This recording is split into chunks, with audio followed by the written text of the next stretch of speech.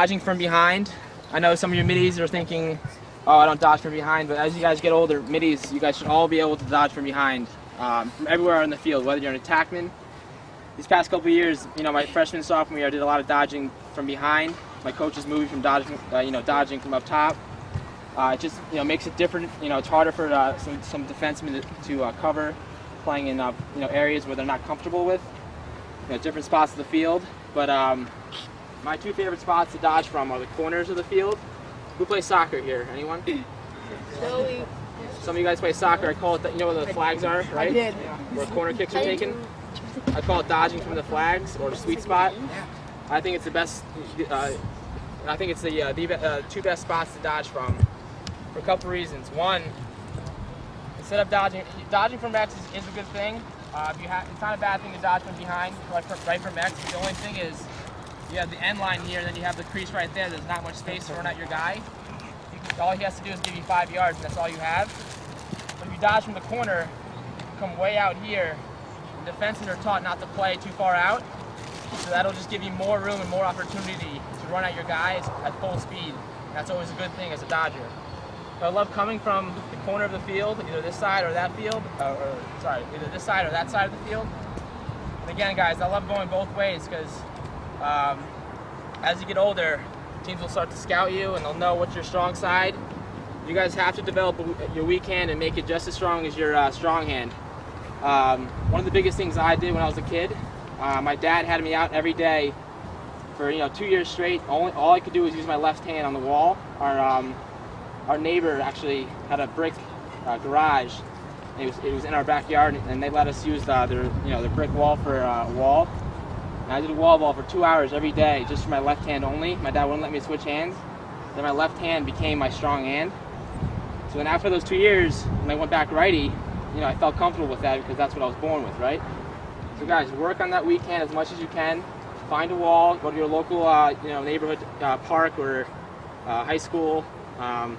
Just don't break any windows when you do it. I love dodging from this spot of the field. A lot of times you see guys do a split dodge. Again, when defensemen get older, they start having those long poles. I already see some of you guys with long poles. A split dodge can be dangerous because you're bringing the stick where? Across your body, right? So all the defenseman has to do is throw a quick poke check and you can lose the ball. So what I do, I call it the same hand split dodge, which is you just keep in your strong hand or that one hand the entire time, and all it is just a jab step with your opposite foot. So I'm going to jab one way, try to sell my defenseman, think I'm going below GLE or behind the net, and explode out of my dodge, get to GLE, get to the island top side. And again, guys, when I'm dodging, I'm sprinting into my dodge, and I'm sprinting even harder out of it. So when I do that jab step, I want to explode out of my dodge and try to get a step in my guy. And guys, so this is again what I'm going to end up showing you is getting to the island and doing a couple different moves.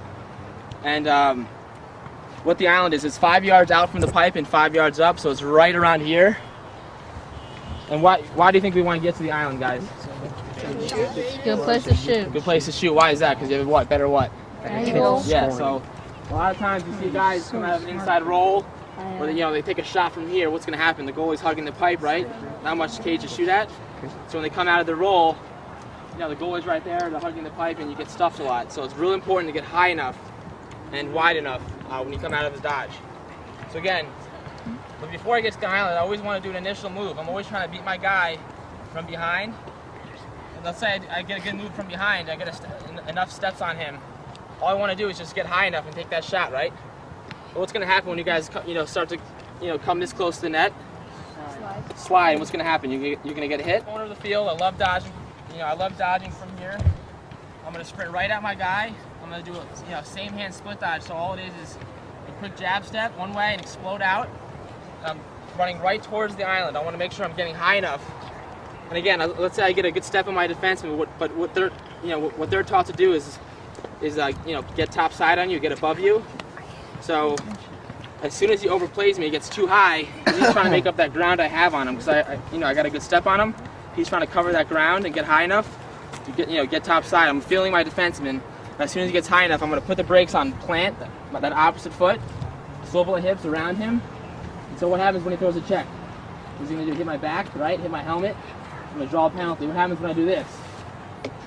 Trail check. Exactly. See, whenever you beat a defenseman, they're taught to do is throw that trail check, which is last-minute home run check. So it's always important to keep, have good stick protection and keep the stick close to your body. Look where my hands are. What am I doing? Choking up on my stick, right? A lot of guys, when they get to the island, they'll come here and they'll bring their stick back, and as soon as they do that, they'll get checked. So guys, whenever you're around this area on the crease, casting a pass on the crease, always have your stick choked up. There's no reason to bring your stick back. You're 5 yards, 7 yards out. All you need to do is just shoot from high to low for opposite corner, or just shoot for net. I always say just shoot where you see most of the white net. And you don't need any power in that shot, right? Since you're so close. So again, I'm going to drive hard, get to the island, plant that opposite foot, swivel the hips around, and I'm going right for that righty pipe. And then look where the stick is the whole time. I'm not switching hands, because as soon as I do that, I'm going to throw the trail check. I'm using my body to protect the stick, and at the last second, I'll bring it back and fire for that opposite side. All goalies are, they're taught to hug the pipe, so that entire side will be wide open. And what is that one called? Inside roll. Sorry, I didn't tell you what that one was. That's the inside roll. That is my favorite move to do that have a better outside shot. Again, I do an initial move from the corner of the field. I'm trying to get above my defenseman. And this is great. Let's say your defenseman's playing good defense on you. And if you have a good shot from outside, it's a great opportunity to get a good shot off on your defense. And what it is you take a step into your guy. Again, what area am I in? The island. You guys move back just a little bit. Sorry. Sorry. I guess I could show on that side too, but so I'm going to take one step into my defense and make contact with him, and then point my stick to the sideline. Then my body will follow it, and take 2 more steps away from him, and then switch hands for the last second. Fire a shot for that low opposite corner, and that's called a question mark. So if you were to draw my line, it would form a question mark. So again, all it is, I'm getting to the island, making contact, going in with him, getting him on his feet, pushing, making contact with my defenseman, and then pointing my stick to the sideline, running away from 2 steps, and then at the last second, switch my hands again to shoot. A lot of times you'll see guys will switch hands too early, because as soon as I do that, what happens? Trail check. So the last second, switch hands, turn, and shoot. All right, the last one is the rocker step. This is a great move. Let's say in the beginning of the game you did a couple inside rolls, you were roasting your defenseman, getting a bunch of goals on him with the inside rolls. What this is basically a fake inside roll. All it is you're faking, you're going to do the inside roll, and you keep coming with that strong hand top side. So it's a really good move to fool your defenseman. So again, I'm driving hard to the island, and as soon as I get here, I'm going to sit here. I'm going to fake the inside roll. All it is, I'm just rocking in. And he's playing me like I'm going to do the inside roll, so he's playing out of position because he's not top side. So I'm feeling my defense. I'm going to fake the inside roll, and then keep coming across top side and shooting like that. So this time, again, this is why I love dodging from this part of the field, because you can either go above the cage from here or use the back of the net to your advantage. Right now, the net's not really tied up like it would be in a game, but some nets are tied tight, so defensemen have to jump over it. And as soon as he jumps over it, I'm going to use that to my advantage and use a hard change of direction. We call it COD. That's how you say it for short. If you guys ever hear COD, it means change of direction. It's a good term to know as you guys get older. So again, let's say this time I do a left to right split, I dodge hard. I'm reading my defenseman, guys. Dodging is all about reading your defenseman. You're waiting for him to make the mistake. And again, I'm going to use the back of the cage to my advantage because he has to worry about that and me at the same time, which is very difficult, especially for defensemen at your age, and even now at my age, in the MLL and in college, defensemen had a lot of trouble focusing on myself and also the back of the net. So I'm dodging hard, and as soon as he jumps over the back of the net, I'm going to plant hard my right foot and use a hard change of direction, explode out of my dodge, come back the other way. And he's already on the other side now. He needs to jump back over. By that time, guys, you guys are already there. All you have to do is come around and turn the corner. What might happen? Slide. You might take a hit, right? Yeah. Yeah, but you'll score though. So that's definitely always worth it. Let's say my teammate, my midfielder, or someone took a shot out of bounds. I chased it. This is my favorite time to dodge, when after a good shot, I chase it, pick up the ball up, and this is my time to go. What I do is I'll just do a quick same hand split dodge. So quick jab step. I'm sprinting, guys, this whole time. Right now I'm not, but in a game, I would be sprinting as hard as I can to get to that island or to turn the corner and shoot. And again, this defenseman's on his, I'm getting him on his toes.